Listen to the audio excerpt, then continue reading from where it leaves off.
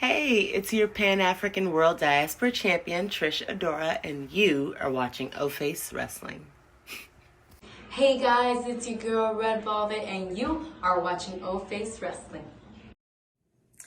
Hola todos, soy la fashionista Roche Chanel, and you're watching O Face Wrestling. Smooches!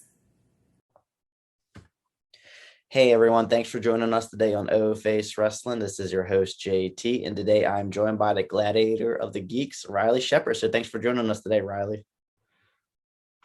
Hi, thank you so much for having me.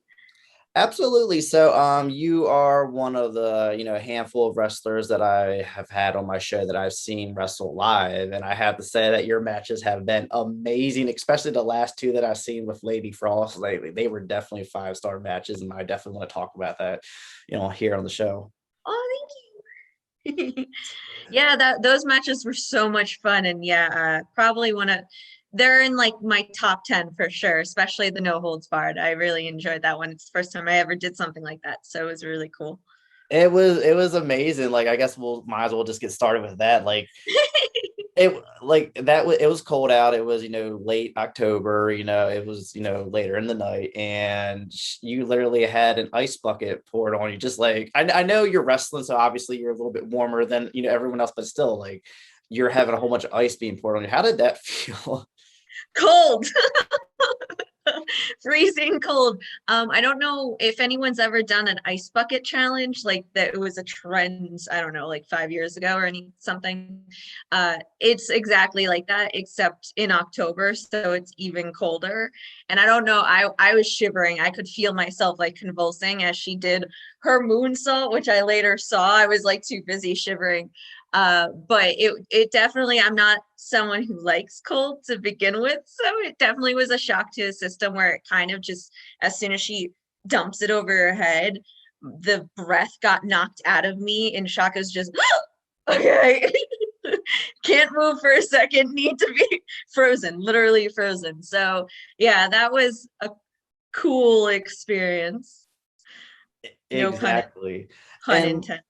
The one part that really kind of like impressed me was like just the courage to even do that, because after she had put the bucket on your head, she kicked the bucket, and I'm like thinking, like, one wrong angle, one wrong move, she can kick the bucket the wrong way, and it could, potentially like injure you. Like, it was like the thought of potentially something going wrong. Did that go through your head at all during that part? Because you had to be really fearless to do that.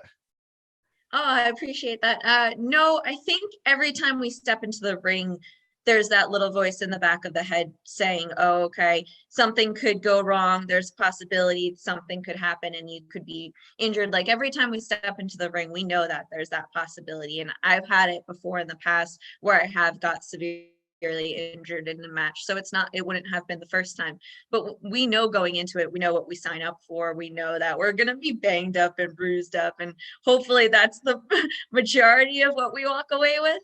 But yeah, it was never really a thought besides that voice that's always there. But other than that, no.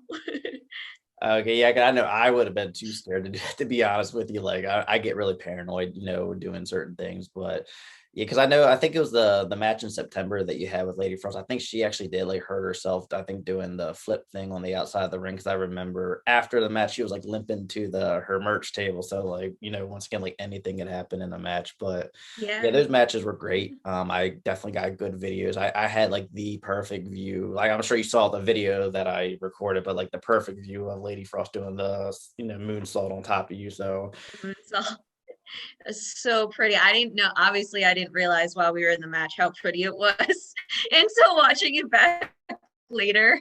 And I love the fact that she does this pretty moonsault onto me, and then I'm just like, no, and put her through the door. There's nothing pretty about that. Forget your pretty stuff, you're going through a door. It was so cool, and I really enjoyed it a lot. She is a very, very, very tough competitor, and anytime I share the ring with her, I feel very honored. And I'm very, even though she has a bit of an attitude problem sometimes, I'm very respectful to her skill and all of the things that she's able to do. And I'm in awe of a lot of things she does. So So yeah, definitely. Oh yeah, absolutely. She's extremely talented, and I think she's only been doing this for like 2 or 3 years. Maybe I think her rookie year was 2018. I think, or I could be wrong, but yeah, I feel like you two just in general just go really well in the ring. You both have similar styles. It seems like both hard hitting, physical. It really meshed well, and I really want to see a part three. I hope that at maybe the next Goddesses War we get a part three. It makes sense to do the trilogy, but we'll see. Out into the universe, right? I'm up for anything. I'm up for facing her again. I'm facing Vicious Vicky this weekend for her shiny. I'm up for taking Mimi to task because she's talking a lot of crap about how she deserves the shiny. So really, literally anyone you want to throw in the ring against me, male, female, non-binary, I don't care at this point. Just fight everyone. Fight everyone, exactly. So Yes. as of right now, if you have one, who is your most desired opponent that you really want to step in the ring with that you have not yet done? I've said this for a while. Kimberly is definitely someone who I'd love to do face. She and I feel like we have very similar personalities where she does a lot of the Princess Zelda type stuff, which is very up in my alley. And she's just a phenomenal wrestler, like hands down. She's been a phenomenal wrestler. She's been holding down the indie scene. I know she went into NXT for a bit, but she's been doing her thing for God, like a decade or more. So yeah, I'd love to be able to face her for sure. Yeah, I think that would be a really good match. She also kind of gives me those vibes that, you two would just work really well together. I see the similarity in the in-ring styles and stuff like that. So that would be really fun. It is a shame that, she wasn't in NXT. I don't think maybe like a year or something like that. I was really excited to just see her do a little more, but that's just how the business is sometimes. But she's great, very talented. I think she's done stuff in Impact as well, I think, or I could be wrong. Yeah, her and Deanna from Team Adams, hashtag Team Adams, they're freaking killing it in Impact and just a force to be reckoned with. So that's the other, like, I see her on Impact doing all these things and it just makes me want to face her even more. So she's still a force to be reckoned with, even though she's not an NXT. Impact, she's just killing it. Exactly. Like when it comes to wrestling, it doesn't matter where you're wrestling. If you're good, you're good. Like that's just how it Exactly. is. You don't need to be in WWE to be considered the greatest or anything like that. Like that's just not how it works. Right. Yeah. And especially with so many platforms between WWE, AEW, Impact, Ring of Honor, I love that there's so many more platforms to be able to compete with each other and give opportunities for people who are coming up on the indie scene. It's really cool to be able to see that there's different journeys and different paths for everyone, and not everyone has to have that same path and be a good wrestler. You take your journey wherever it needs to go and you kill it wherever you go. Exactly. And if if the main goal is to get to WWE, there's different ways to get noticed by WWE now. Cause I know like AEW on their, dark, they have a lot of indie wrestlers and, obviously when they get that opportunity there, it helps, shine a bigger spotlight on them, which could open up, the door to go into Dynamite or Impact or WWE or anything like that. So there's just definitely so many opportunities, especially with like streaming. Like even a lot of indie promotions are doing streaming, which is allowing you to get more known, around the world. Because before streaming was really a thing, it was more of a word of mouth or someone just came across you on YouTube or Twitter or something like that. But so there's so many opportunities now, like and everything. So I think that's great. Yeah, and I think that's kind of the silver lining of COVID that we can take away is so many of these indie promotions realized in order to survive, because you couldn't have the live crowds, you had to go the technological way of streaming. So yeah, luckily for us, that means more people get to see us, more eyes on us, and not just in, like for me, the tri-state area of the people who traveled there. Now it can be streamed all over. So yeah, I think that's a really good silver lining of what happened with COVID, of forcing people out of their comfort zones and out of the boxes that the status quo. So that it helps a lot. Yeah, I mean, as horrible as a thing as COVID was, like it did, like introduced people to technology. Like a lot of people did not know what Zoom was before COVID, and everyone knows who Zoom is. I mean, people are having birthday parties on Zoom and all these watch parties with wrestling and stuff like that. Like it really kind of pushed us to the future a little bit more, which isn't a bad thing. I just under the circumstances, it kind of sucks, but Yeah. it really taught people how to run a business and do things a different ways, and I think that's pretty cool. Right. And I think it taught a lot of wrestlers and a lot of wrestling promotions to adapt. Like those who survive, you have to adapt. And that's exactly what everyone tried to do. And the ones who are still around are the ones who were able to adapt the best. So Exactly. That's how it's always been in any kind of business. Like you have to adapt. I mean, like I'll use Blockbuster as an example. They did not adapt. Streaming No. became the big thing, and people just did not want to go physically and buy a movie or something like that. And it's funny because I don't know if you've heard, but like I saw this on YouTube. But supposedly, Blockbuster had the opportunity to buy Netflix, and they kind of like laughed them out of the office. It was like, who's laughing Oh now? boy. So I thought that was pretty funny. But yeah, like Kicking themselves. exactly. Like you got to, keep up with technology and keep up with the time, or you will fall behind. Yeah, exactly. Very true. So now a really exciting question that I have for you. So you are known as the gladiator of the geeks. You have like a medieval gimmick character, you come out with a sword. I think that's really dope. Where did the inspiration to that character come from? So the inspiration for the character herself, it's literally just me in a sword and armor. I've always been a very big sci-fi geek. I've always read books like Lord of the Rings, Harry Potter, Goosebumps, anything in the sci-fi realm was kind of where all of that started. And so as I was getting older, it just grew. My love for all things sci-fi started including movies and TV and video games and everything like that.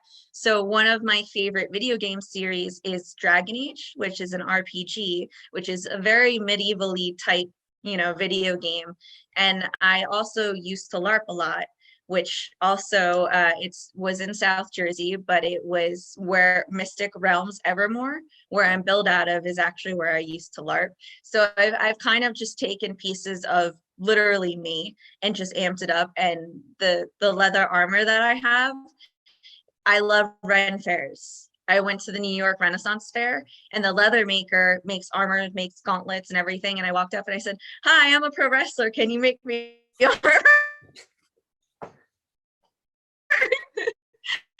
And it was just me, the fact that I completely love Ren fairs. That's something that last year was literally the first time in 15 years I've missed going to the Ren fair because I absolutely adore it. So all of this kind of culminated into, I knew what I wanted to stand for, which for me was, I wanted to stand for the silent, or people who felt like they didn't have a voice, people who felt like they were outcast or a geek or things like that, because I wanted to create that space within wrestling, because so many of us are geeks. We're just geeks. Like wrestlers themselves are LARPers essentially. So I wanted to create that space of, okay, you can do anything set your mind to, including completely beating up this humongous person. Even though you're a geek and you're a little awkward, you can do it. So that's kind of everything I knew right from get-go, what I wanted to do. And then the name actually came from my partner, who I don't know how, he's in marketing, and he just came up with Gladiator of the Geeks. I knew I wanted geek. He came up with Gladiator, and it just kind of married together. So Yeah, exactly. The name just fits into everything like perfectly yeah. well. And it's actually like really weird. Like I really do like the Renaissance Festival, but it's never something I've really done too often. Like I went 2 years ago for the first time since I was little, and I'm thinking like, why don't I do this more often? Like this is really fun. I mean, it's always pricey, I'll be honest with you. Like it's not cheap like buying stuff there, but it's always such a fun experience. And I do really like the medieval like kind of theme and stuff like that. But I am, I am a big gamer, and I've never gotten into Dragon Age. I've heard so many good things about it, but I've never really been like a big RGB kind of person. Like I would probably say Yeah. like Fallout 3 was the one I really played the most when it comes to RP3 games and all that. But I've been told so many times like you need to check out this game, and I'm like, I don't really like those kind of games, because they're very long. They're very long. Yeah, I don't have it's patience. very story involved, and like as someone who I grew up reading books, I got grounded a lot. They would ground me from my Game Boy. I wasn't allowed to play Zelda or Pokemon when I was younger, so all I really had was my books. So for me, storytelling has always been like my escape, to be able to go into these books.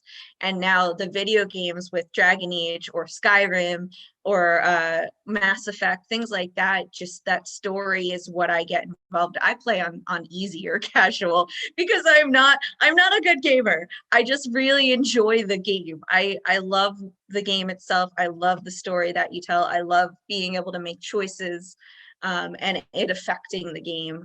But yeah, if you're not into that sort of drawn out story, I can understand if you'd rather play other games than that.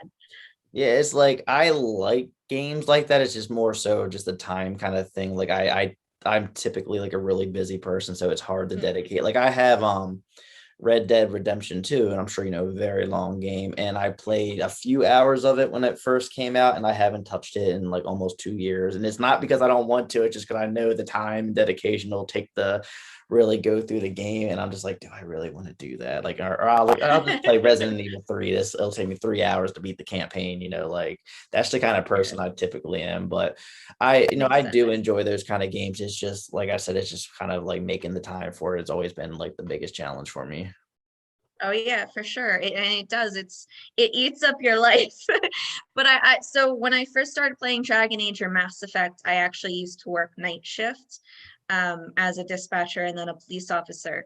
So I would, on my days off, I would stay up overnight, and there's nothing else for you to do overnight. Everything's closed, so I would stay up playing video games, and that's kind of how I put in the time, because I couldn't go to sleep. I had to stick to the same schedule, otherwise I'd be all messed up for work.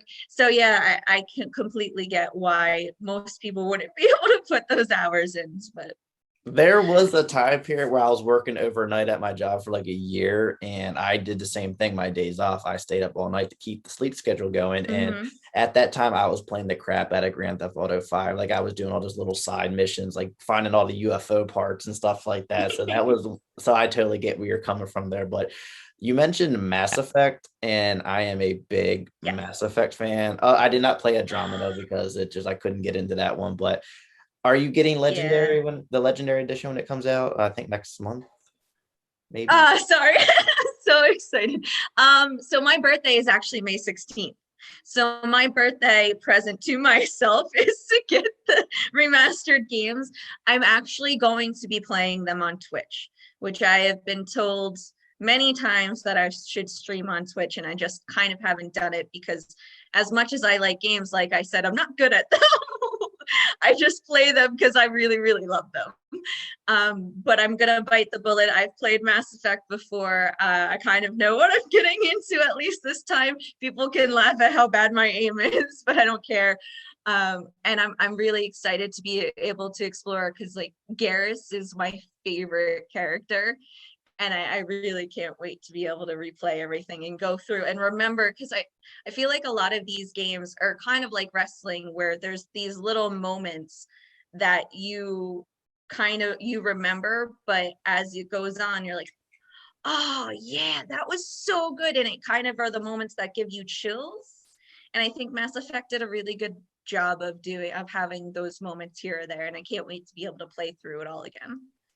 Yeah, me too. I actually, because I play the second one still here and there, every now and then, because it's my favorite game of all time. And I have a save point where at the the last mission, which is like my favorite mission out of every game possible, and just that part where Samara has like that force field thing to protect them from all those little bat thingies that are trying to, get in. Like when she, at the very end, when she's starting to wear down and she's kind of like still pushing that part gives me like chills. Like, and she's my favorite character from the Mass Effect game. Samara, I really like her a lot. I like Tali a lot as well.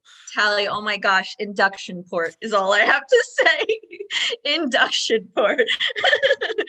Yeah, no, and that's the cool thing about those games is they have such dramatic points, but then they also have the comedic ones of like in Tally getting drunk through a Mhm. straw because her suit wouldn't let her before. So yeah, I really can't wait for that. And I really love the storyline with Legion and how people, because he's a droid, that they don't expect him to have I'm not quite sure, uh they don't expect Legion to have emotions or feelings, and then to come out and say, no, this is greatly affecting me and all the other droids that are with me. It's really cool, and I really can't wait to replay everything in a month.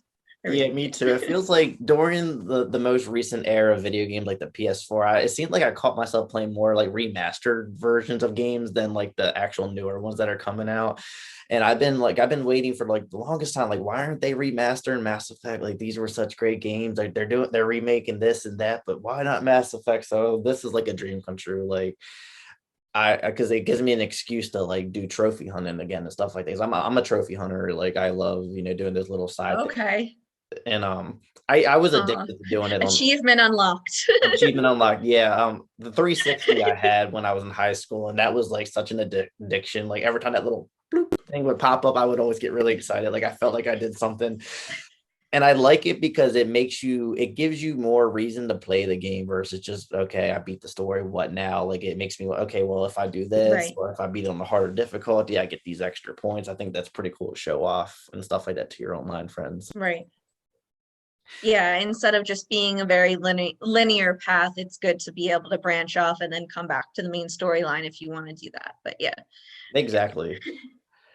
And now for my next question. Now, this is typically the question that I ask first in my interviews, but I know we kind of just got carried away with the Lady Frost match and stuff like Tangent. that. But so what was your original inspiration to wanting to become a professional wrestler? I absolutely love telling the story actually. Okay, awesome. My my brother-in-law invited my partner to go to WrestleMania 29 in New Jersey, and they didn't get me a ticket to go. So I spitefully started watching NXT. And it was when the four horsewomen were coming up: Charlotte, Becky, Bailey, and Sasha. So they were coming up as I literally started watching NXT. Unfortunately, I didn't watch it when I was younger. Literally, the reason why I started was because I was spiteful to start watching wrestling. Oh, you're not going to take me to WrestleMania? Fine, I'll show you. And then as I started watching NXT with the four horsewomen, I just really, really fell in love with it. And the moment that I was kind of this light bulb moment of I need to be in this in any way possible was Becky Lynch versus Sasha Banks for TakeOver in 2015. That whole entire match, but not even the match itself, the emotion that was drawn from the crowd.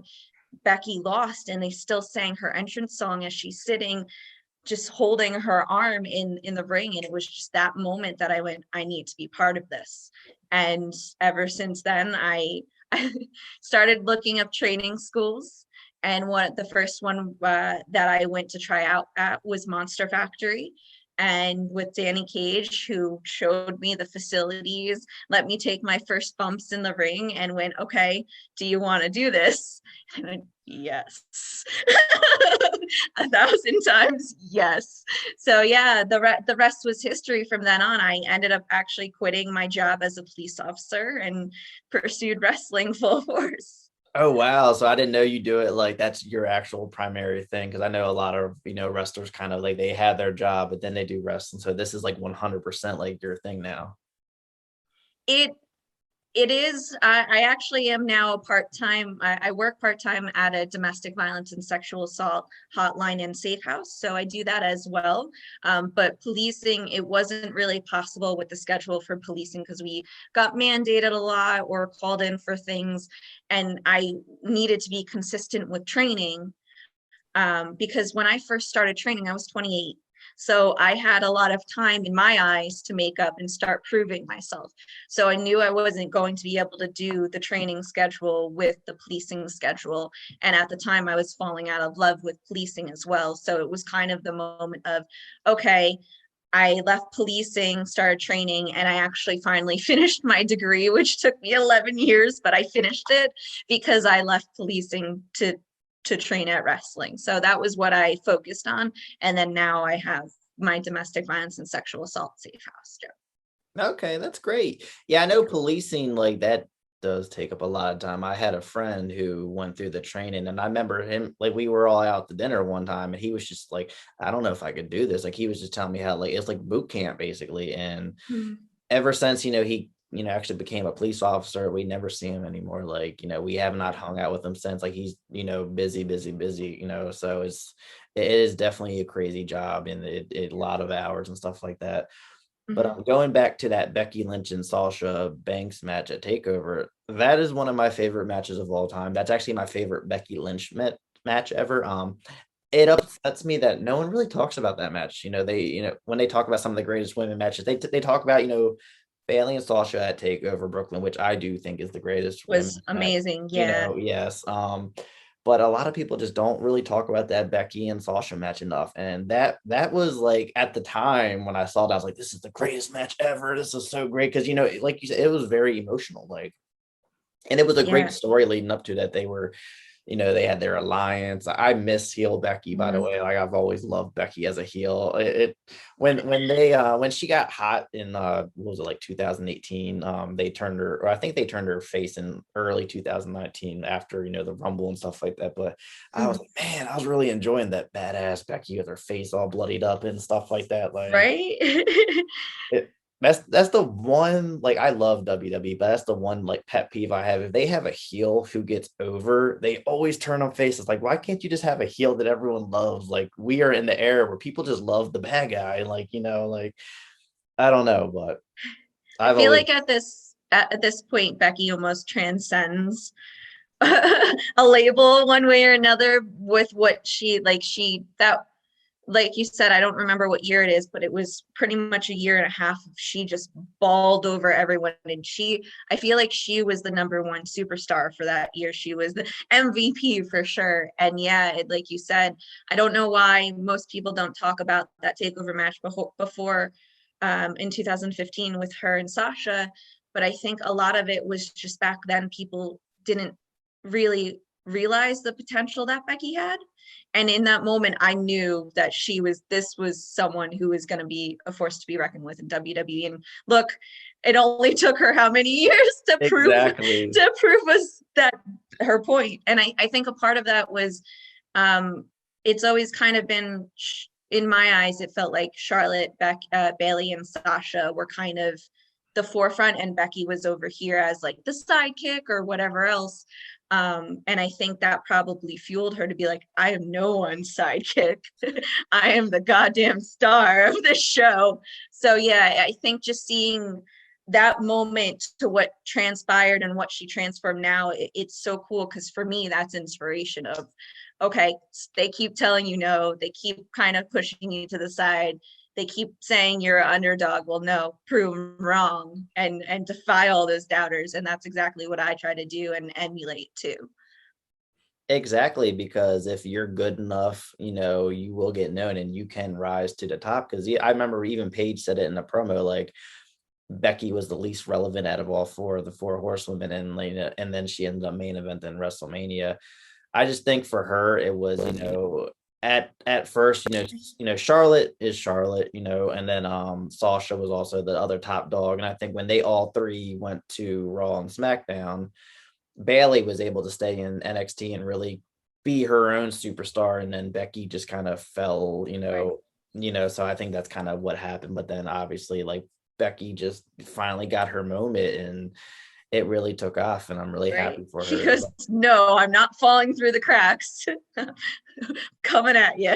Exactly. And she like, I just cannot believe the impact she made in WWE. Like the main event of WrestleMania that year was supposed to be, I heard, like Ronda Rousey and Charlotte Flair, but then Becky Lynch is like, nope, I'm coming in here and I, This is my spot. I still to this day like I want to see a one-on-one match between Becky and Ronda because I feel like they could have a nice like brawl, not like a wrestling match, but a fight. Like that's what I Yeah. really wanted at WrestleMania, but I Yeah. understand why they had Charlotte, but I still want that one-on-one match. I was actually there for that WrestleMania with my crutch. I have a picture of me with the crutch staring at the stage, and to be able to be there when women main evented WrestleMania for the first time, like utter chills, just the emotions were so high. And even though a lot of people were sad it was a triple threat, for me it was just that moment of we're women, we're here on the same level as men, and this is our time to shine, this is our spotlight. And the fact that they just freaking ran with it and ended that night on such a good note, it's just one of my favorite memories for sure, minus the whole crutch thing with my ACL. But one of my favorite wrestling memories as a fan myself, to be able to enjoy the women main eventing and then look what opened the door, like literally kicked down the door for them to keep making history with all of these matches, including like Sasha and Bianca recently, who it was a stunning match and so good. But yeah, that door got kicked down. So it's really cool to see. And it was cool to be there live for it. Oh yeah, because there's only ever going to be, a first time women's WrestleMania match just once. Like you can't do a first time again, and you got to be there and witness it. So I have to ask, like, did you have like a good seat, or did you consider it a good seat or anything? Well, I got a better seat because I was on crutches. They're like, oh, you can come over here, because I literally, they had to put me in a wheelchair because I actually got surgery 2 weeks before on my ACL, and I wasn't missing WrestleMania this time. My brother-in-law actually got me a ticket for this when I was going. So yeah, which is actually who I went with. I went with my brother-in-law, his family, and my partner. And yeah, I got a good seat because of my crutches and Oh, my that's great. wheelchair. Because I was not missing that for even an instant. I didn't care that I could barely walk. I didn't care that I was hobbling on crutches. I was gonna be there. And I'm jealous because I've never been to a WrestleMania and I hope to go one day. Me and my wife, we've looked up tickets and there's like front row tickets are thousands of dollars. And we're like, well, because we're one of those people when we go to wrestling events, we want front row. Like I hate people being in front of me and getting in the way. So like it always has to be front row. So that's kind of like the one thing we're like, we don't want to be all the way in the nosebleed and stuff like that. But I think one day I'm gonna make it happen. I definitely want to go to like the access and stuff like that because those always look fun. Oh yeah, that would be. I've never done that. I've only done WrestleMania. But yeah, I get you. We definitely didn't have front row seats, but it still was really cool from where we were. We weren't nosebleeds. We were kind of mid. But yeah, you definitely, if you're able to do it, the energy from WrestleMania is just nothing equalizes it at all. Like that, nothing compares. Oh yeah, So I yeah. can imagine. So typically for the last question, I like to end it asking what would be your WrestleMania dream match, but I'm assuming it would be Kimberly because I think you kind of answered that earlier. It would actually be Becky Lynch. Oh, it would be Becky Lynch. Okay, so Yeah. yeah, Becky Lynch and Riley Shephard main event. And if you were to do that match, what kind of stipulation would you pick if you were to want a stipulation?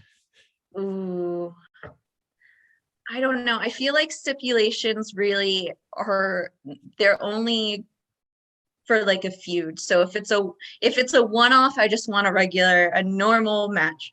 But if it's the storyline in a feud, I think No Holds Barred would have been my favorite because it was so much fun with Lady Frost, just to be able to use my sword. That was the first time I've ever used my sword in a match, which is hilarious to me because I use it for LARPing, but I've never used it in a match. I carry it to the ring and it goes, you can't hit people with it. You're not allowed to. It's a foreign object, but No Holds Barred, You do whatever you all want. bets are off. So Lady Frost was the first person who ever got to feel the wrath of Asparagus. So I'd love to be able to maybe have the wrath of Asparagus against Becky Lynch. So I have to ask, and I hope this doesn't come off as a dumb question, but what is LARPing?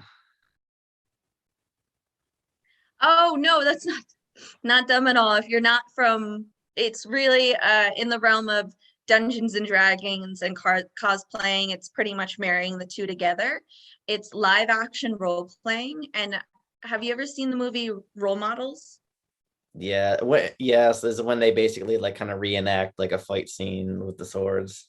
Yeah, where they all dress up in medieval garb and then they have this huge battle in the field and they're all like throwing lightning bolts and arrows. That's pretty much what LARPing is. And when I was LARPing at Mystic Realms, I was actually a dark elf rune caster was what my character was. So you can see where that comes into Okay. wrestling. It's funny because I've always wanted to do something like that, but with like a Star Wars theme, because I actually have a nice lightsaber that I bought. And I'll be honest with you, like, have you ever, are you a Star Wars fan at all? I've watched Star Wars, but I'm not an avid Star Wars fan, if that makes Okay. sense. Do Yeah, I'm you not one of those people who knows all the details. well, do you remember the battle with Darth Maul against Qui-Gon and Obi-Wan Kenobi? Oh, yes. So you know that Good stuff. music that was playing in the background during the fight? Yeah, I yeah. will play that song on my phone, and I will get my lightsaber out, and I'll be doing like the. I do it with the door closed, and no one can see. My wife like came in there. She's like, "Why are you playing that music? What is going on in here?" I'm like, "I bought this lightsaber, and I gotta use it somehow. Like, I'm not just gonna let it sit in the box." But I've always like, I just wanted to like kind of like do some kind of reenactment. There's actually like training schools to be a Jedi. I don't know where it's at, but I've seen something like that on Oh my gosh, really? yeah, like you That's can so literally cool. train to be a Jedi, and they obviously have fake lightsabers, and you do all this stuff, but it seemed pretty cool, and I was like, I would love to do that, but I don't think it's anywhere near where I live. So, but this the whole idea, I think that's really dope. That's how big like the Star Wars universe is. Yeah, it's so, and that's part of the reason why I'm the Gladiator of the Geeks is I feel like our geekdoms almost become like a cult. And I say this with love because I'm the same way. I get super obsessed with things like Supernatural or Lord of the Rings or Harry Potter, things like once you're a geek, it's what you're passionate about. And Star Wars is the same thing. The fact that they have actual training schools, it's so cool to have these spots and these spaces for people to just wholly be a geek, wholly embrace their own geek. And it's so cool that it's now cool to be a geek. I Exactly. love it.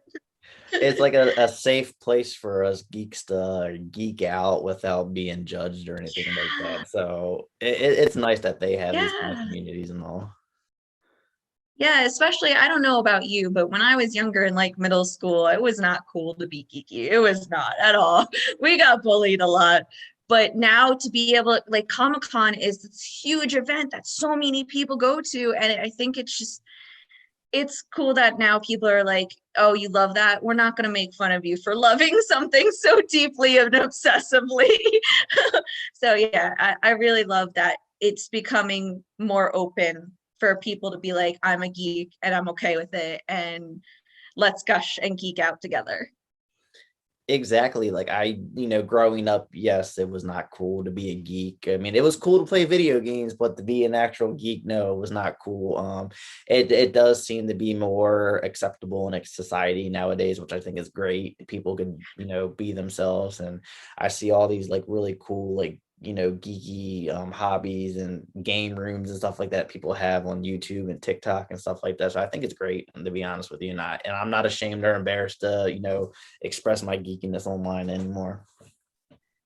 Yes, and that's exactly what it is and why I wanted to do it in wrestling is I wanted to create that space for everyone to be like, this is a safe space for me to be me, for me to be what makes me unique, and I'm good and no one can touch me here. So yeah, it's very exciting to see that there are a lot more geeks than I thought. We are a force, we are an entity, we are legion. Exactly. Just a lot of people you don't know, because when they're out in public, they look like a normal person, but then they got that side to them, like behind closed doors, and now people are expressing it more, which is so awesome. Yep. Geek Army.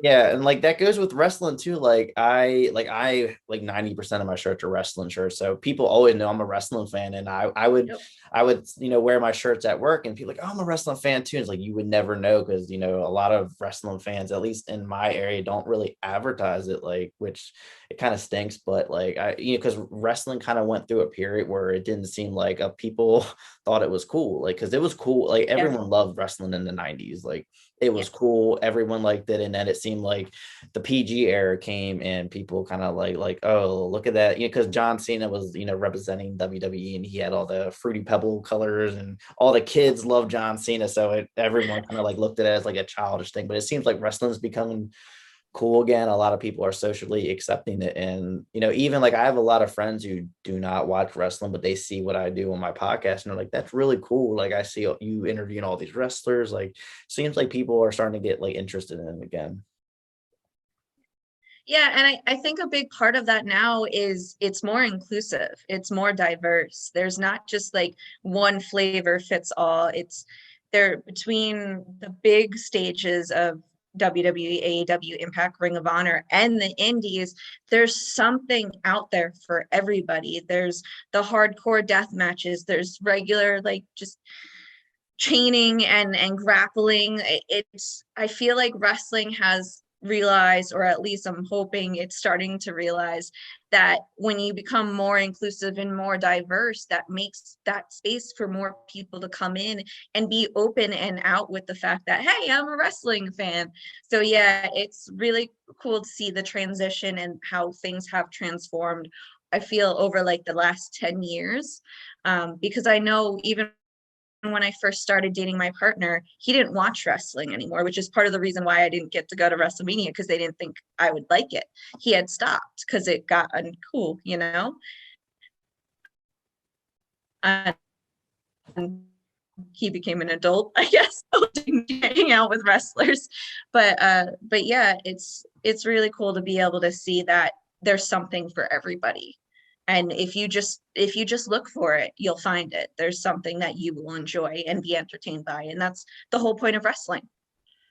Exactly, because like you said, we at one point we were kind of like tied down to just one thing, and wrestling has really opened up. I mean, Impact's always been around for a while, and I feel like WWE kind of opened it up with NXT, and then AEW comes along, and there's New Japan Pro Wrestling. Like even Yep. there's so many indie promotions, and it's actually funny you brought up like different flavors and stuff like that. Because when I did an Instagram live with Kaya McKenna several months ago, she brought up like ice cream flavors and how like there's different flavor. Every promotion is like a different flavor, and you just have to find Yeah. your flavor and stuff like that. So I think that's pretty funny. But yeah, that's so true, though, at the end of the day. And Kaya is wonderful. Side caveat. Kaya is totally wonderful, and I'd love to face her. We've been in the Goddesses locker room together, but I haven't gotten in the ring with her, so I'd love to face her too. But yeah, she's not wrong, and I love the fact that we all get to find pretty much ourselves, and I think that's the big part of wrestling. If you see yourself in someone, or you're entertained by someone, it's not wrong. And I think that's where a lot of people kind of get embroiled in this, oh, well, this promotion against this promotion. No, guess what? If you enjoy it, or someone out there enjoys it, it's not wrong. It's just not your thing. Go find your thing, and you'll love it. And that's what wrestling is all of us. We're not all alike. We're not all from the same experiences. So wrestling is one of the things that you can find yourself in anything. Exactly. And you're right. Like when it comes to like wrestling, you may like, this promotion, and your friend may like another promotion, and that's fine. Like, every promotion is different. There seems to be that war on Twitter, like, how dare you be a WWE fan? How dare you be an AEW fan? Like, it's just people, like you said, people like what they like for whatever reason, and that's okay. Like, I tend to like it all. And I cannot keep up with it all. Like I love AEW. I think it's great. There's so many hours. Yeah, literally there's wrestling on every day now. There's Raw, and then there's Exactly. NXT, AEW, Impact's Thursday, and then SmackDown. They're 5 days a week, and that's not even include AEW Dark and that other new show that they had, and then Right. 205 Live, and once when WoW comes back on TV, it's gonna be like, oh my goodness gracious, Yeah, exactly. There's with the amount of promotions and the amount of hours, and especially with indies streaming now, there is something out there for everyone. You just need to look. And if you don't like this, go to this. And I love that. I love that wrestling isn't black and white. I love that there's shades of gray everywhere. I love that there's something that someone can find resonates with them. And that's why I got into wrestling, is it resonated with me. That Becky Lynch entrance song being sang back to her resonated with me. And I hope that everyone gets that moment of chills, my heart. That's what wrestling's all about. Exactly. And that's, what it should be about. And I'm glad that, a moment like that really you know, got you into where what you're doing now, being a professional wrestler. Like that's like the whole idea, is giving that moment really sparking something inside of you to be like, hey, like I want to do this, I want to be a part of that moment, I want to, so. And it's crazy, like just like the littlest things like that can make the biggest impact on people and really change their life in such a great way. And I think that's awesome. Yeah, for sure. And we see that on a smaller scale as indie wrestlers too. I know there's people who come to our shows and they'll come up, and I haven't quite gotten it into my head that I'm actually impacting people in that sort of way. But anytime, even I have kids, there's a kid named Quentin who tried to stand up for me against Darius Carter, who I'm sure if anyone knows Darius Carter, he's a smug, arrogant jerk. And the fact that this little 8-year-old kid, Darius went out of the ring and tried to grab a chair to use against me in our match, and Quentin just grabbed the end of the chair to try and stop him. And I hope that moment will live with him for the rest of his life, just to have that clash and that feud with Darius. I hope that's a memory that he gets to take with him, because I know his dad was the one who told me about it, and his dad was so excited and it made an impact on him. So just to be able to hear those stories, to hear that we impacted kids or their parents or adults in any sort of way like that, it's really humbling and an honor, and it's what wrestling to me is all about.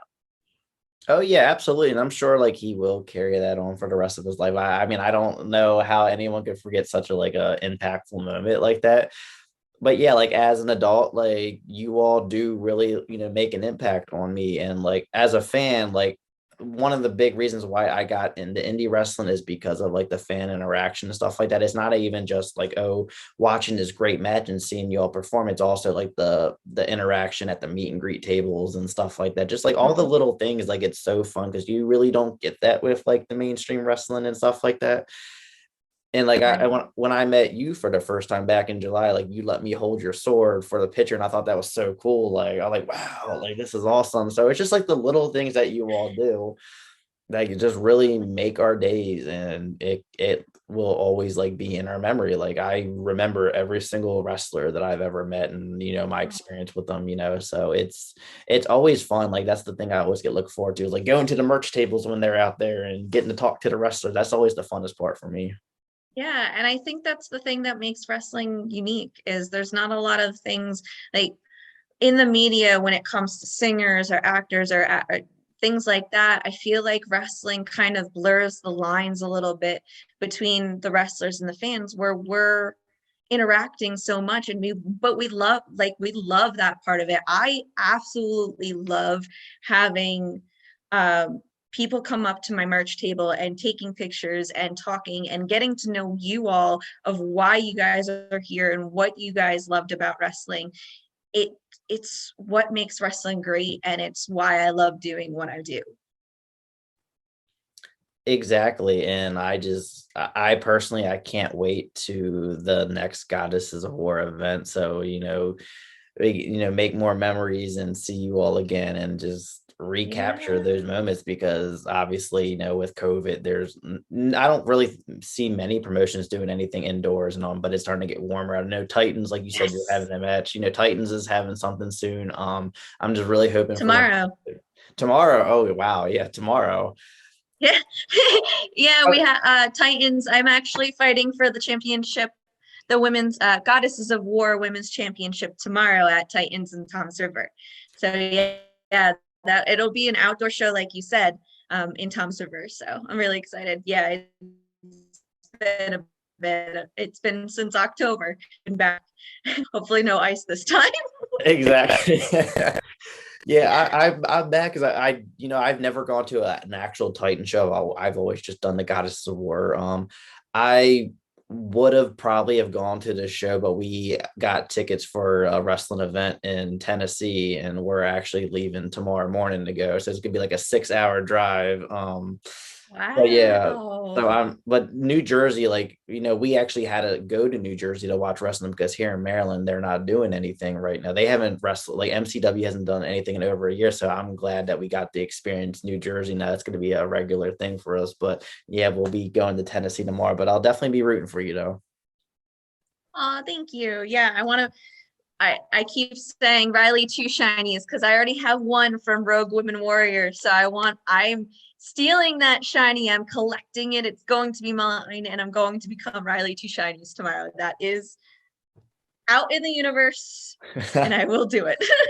That would be dope to see you with two titles. And that was kind of like the trend of 2020, like the double champion kind of theme. And like hopefully that can carry over the 2021, and you can help, continue that trend. Collect all the shinies. We're not stopping at 2. We're collecting them Three all. shinies, four shinies, five shinies, just keep adding them. Be like Tom All Brady with the all the shinies. championships. All of them. All of them. But yeah, Riley, this was a really fun interview. I just have to thank you so much for joining us today on O Face Wrestling. No, thank you so much for having me. It's a lot of fun, and it was really cool to talk about what makes us happy about wrestling. I feel like a lot of podcasts don't do that. So thank you for gushing and geeking out with me about wrestling and video games and all of our geekiness. Absolutely. I love, if I know a wrestler likes video games, I always make sure I ask some kind of video game related question, because I don't necessarily like the interviews to be kind of like that QA, wrestling this, wrestling that, because that's how it actually used to be for me. And I felt like I wasn't doing a good job. And I feel like every interview was kind of like repetitive. So I was like, I need to like just be myself and just have fun and talk. And I feel like that, makes the better interviews. It's funny how being yourself and embracing what makes you you makes things better, right? Absolutely. It makes the conversation better at the end of the day. Yeah. So, Riley, did you want to share your social media so we're all the listeners know where to find you at? Yeah, so I am at the Riley Shephard on Instagram, Facebook, and Twitter. I also have a website, RileyShephard.com. And if you want any t-shirts, I have, I think like 3 or 4 now. You can go to What a Maneuver and just Google Riley Shephard. Well, not Google, search. Search Riley Shephard on whatamaneuver.com. And that's where you can find all of my shirts. And I will actually be at Titans Championship Wrestling tomorrow in Tom's River, fighting for that shiny against Vicky. And then I'll be at Invictus Pro Wrestling. It's my debut next Saturday, the 24th, where I'll be fighting Vicky again and Vanity in a triple threat. So you can come. Both are in New Jersey. Both are outdoors. Both are following CDC guidelines, and then we'll see what happens in May, where you can find the Gladiator of the Geeks. I'll announce it when we get there. And absolutely, and make sure that you all follow her on social media. Check out all these events. I will put all the links in the bio below to the merch and all your social media links. And I have to say, I saw that you shared all like your upcoming events, and I saw the one with Vanity. I'm a big Vanity fan, by the way, and I thought that was like at the Titans event. I'm like, I'm so because me and Charlie, we text every now and then, and I've been telling him like, book Vanity. I will sponsor the match or whatever like that. So when I thought that was at a Titans event, I was like, he really booked her and didn't say anything to me, because I would have gotten tickets. But yeah, I'm hoping that she comes to Goddesses one day, because I really, I think that would be really fun. Yeah, I would love to. I faced her before at BCW and Warriors of Wrestling, so this is the third promotion that I've gotten to face her. But she is a brawler. She is a fighter, and I can't wait because I know the energy that she brings to the ring, and I'm very excited to clash with both her and Vicky at the same time and see what happens, see who comes out on top. Do you know if it's gonna be able to be streamed? I'm actually not sure. I'd have to get back to you on that. I'll message you if it is. I'm actually not quite sure about Okay, yeah, because I might actually, I don't, when is that again? The that. The event? 24th. The 24th. So Oh, not tomorrow, but the following Saturday. oh, man, because I really want to go to that, but I didn't find out about that until last minute. And all like, I don't know if we'll be able to make it, but I definitely want to see about, potentially being there. So I might be there. I don't know, but we'll see. I'll cross my fingers that you come, but I understand if it's last minute and you can't.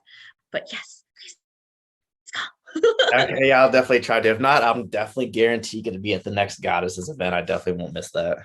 Cool. Okay, awesome. But yeah, once again, thank you so much, Riley, for joining us today on O Face. Like I said, fun interview. We got the geek out and everything. I couldn't ask for a better interview. Well, thank you so much for having me. Absolutely. Really appreciate it. And thank you all for tuning into this episode. Just make sure you subscribe on YouTube, follow us on Facebook, Twitter, Instagram, and TikTok. And you all have a great day. Bye.